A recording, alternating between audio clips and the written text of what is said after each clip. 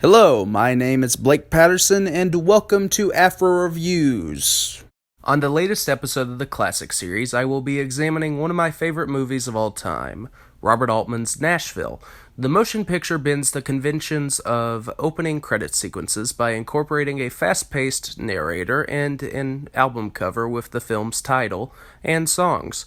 With this level of genius, the scene is a reminder of the closing credits in MASH when a commentator announces the names of the ensemble.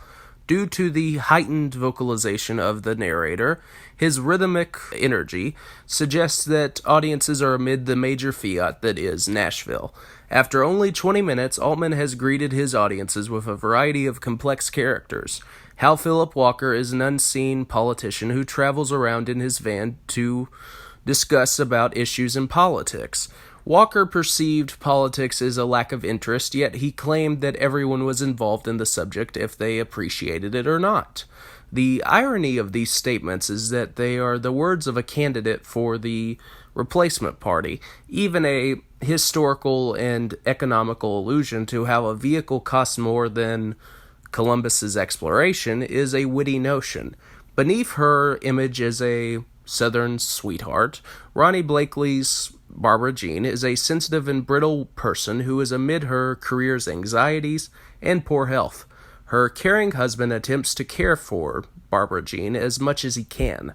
Ned Beatty's Delbert Reese is an emotionally vacant man who resorts to misogyny instead of staying with his wife and family. Due to her husband's behavior, Lily Tomlin's Linnea Reese deals with her sexual frustration elsewhere. Beneath his cynicism and fame, Keith Carradine's Tom Frank is a man who womanizes as much as he hates himself.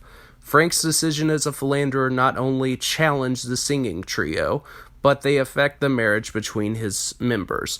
Tommy Brown is an African-American singer who conforms to how white elitists expect him to act in his career. Wade recognizes this in an outspoken event at a bar as he faces a quick fight from social outsider Kenny Fraser. David Hayward plays a quiet man with a violin who has several secrets. Karen Black's Connie White reveals herself as Barbara Jean's rival in the music industry. White becomes the subject of Scott Glenn's Veteran when he discusses his mother's involvement in a fire with White. Henry Gibson's Haven Hamilton is an arrogant figure who conveys the definition of patriotism through his dialogue and music, particularly the song 200 Years. Geraldine Chaplin's Opal is a BBC journalist that exhibits the deception of the media. With complex characterizations, Altman insisted his ensemble to create songs to enhance the personality and conflict of their character. The Oscar-winning I'm Easy was the most sorrowful song of the film, as Keith Carradine brilliantly described himself on stage while women that he slept with were in the audience. Each song exhibited a mark on the brain, as it was a cause for multiple viewings to search for other interesting notions that were previously unrecognized. With this formula-defying structure, Altman incorporates his characters as icons and examples of America's political and moral crisis. Altman intends to not be partisan, but to examine the early post-Watergate era of society and how they view morality, politics, and celebrity. Opal's squirrel-like tendencies as a journalist are Altman's chances to expose human insights about each individual. Nashville is both a scathing satire and a haunting docudrama about America's continuous faults morally and politically. The motion picture's eclectic study was more different and provocative than any epic in cinematic history. Audiences can recognize the improvised dialogue and narrative scenarios and how they allude to prevalent ideas.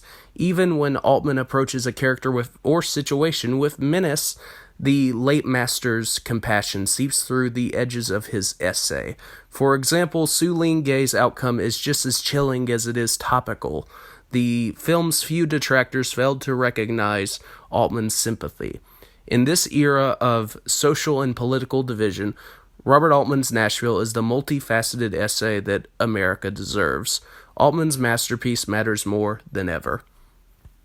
Thank you for watching this video. Have a great night.